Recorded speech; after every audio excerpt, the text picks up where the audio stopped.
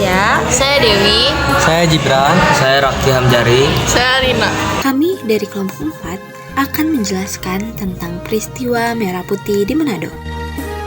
Peristiwa Merah Putih di Manado merupakan peristiwa penyerbuan markas militer Belanda yang berada di Teling, Manado pada tanggal 14 Februari 1946.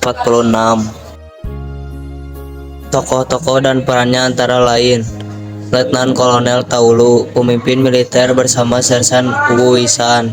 Sersan Wuisan, pemimpin militer bersama Letnan Kolonel Taulu. Kapten Runtuwene membantu perlawanan peristiwa Merah Putih di Manado.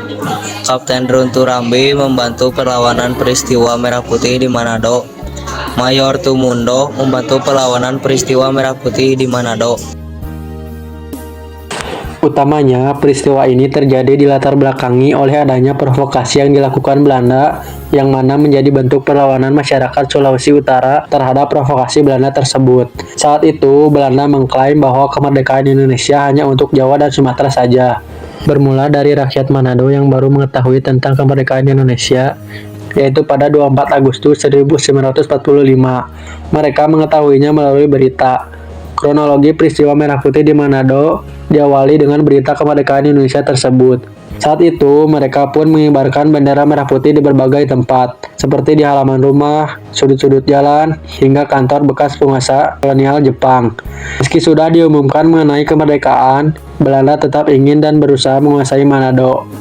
Kemudian, sekitar Oktober 1945, tentara Belanda atau yang memiliki sebutan NICA atau Netherlands Indies Civil Administration datang ke Manado. Tentu saja rakyat Manado langsung menolak keras kehadiran tentara Belanda. Perlawanan rakyat akhirnya menciptakan peperangan baru yang juga memicu banyak daerah ikut serta dan memanas. Misalnya rakyat yang tinggal di Manado, Tomohon, serta Minahasa. Perlawanan rakyat Sulawesi Utara terhadap Belanda dimulai sejak akhir tahun 1945.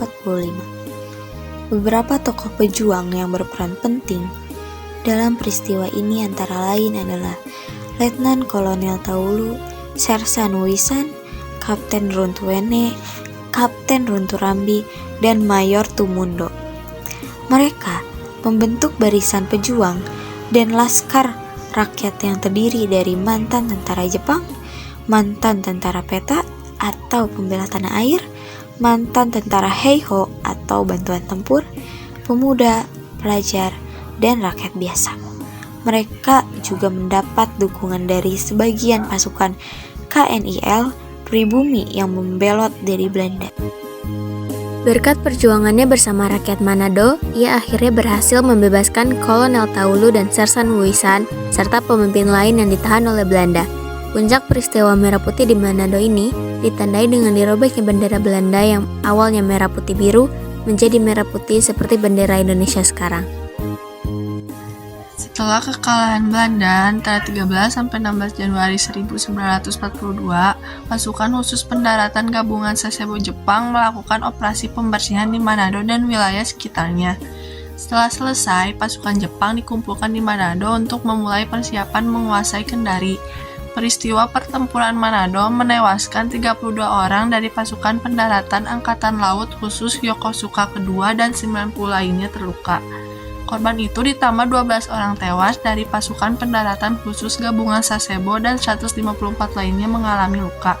Sedangkan di pihak Belanda, sebanyak 140 tentara tewas dan 48 lainnya ditangkap oleh Jepang.